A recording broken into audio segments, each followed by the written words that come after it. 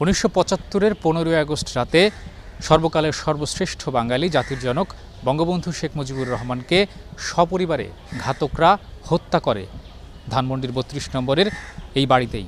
এই বাড়ির সঙ্গেই জড়িয়ে রয়েছে বঙ্গবন্ধু এবং তার পরিবারের নানান স্মৃতি।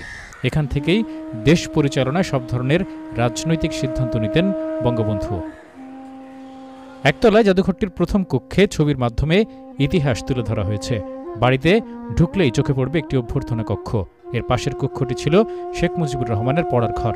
এখান থেকেই ৭১ সালে স্বাধীনতার ঘোষণাপত্র পাঠিয়েছিলেন বঙ্গবন্ধু। নিচতলায় রয়েছে বেগম ফজিলাতুন্নেসা মুজিবের রান্নাঘর।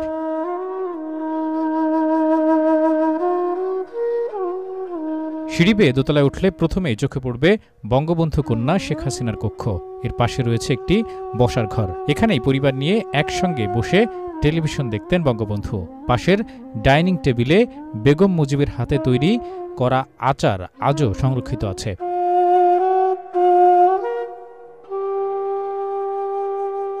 বসার ঘরের পাশেই বঙ্গবন্ধুর শোবার ঘর।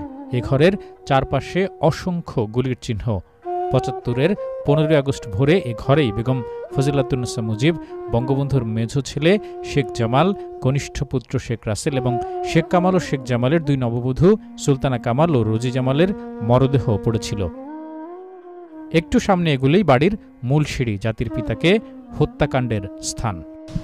১৯৭৫-এর ১৫ই আগস্ট রাতে ঘাতকরা জাতির জনককে হত্যা করে ঠিক এই সিঁড়ির গোড়ায়। এখানেই পড়েছিলেন জাতির জনক বঙ্গবন্ধু শেখ মুজিবুর রহমান।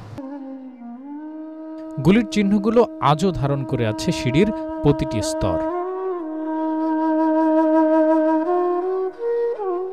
সিঁড়ির পাশেই বঙ্গবন্ধুর কনিষ্ঠ কন্যা শেখ রেহানার কক্ষ। কারাগারে থাকা অবস্থায় এই কোরআন শরীফটি পড়তেন বঙ্গবন্ধু। এ কক্ষেই ১৫ আগস্ট রাতে ঘাতকদের বুলেটে বিদীর্ণ বঙ্গবন্ধুর পাজামা, শেখ রাসেলের শার্ট সংরক্ষিত।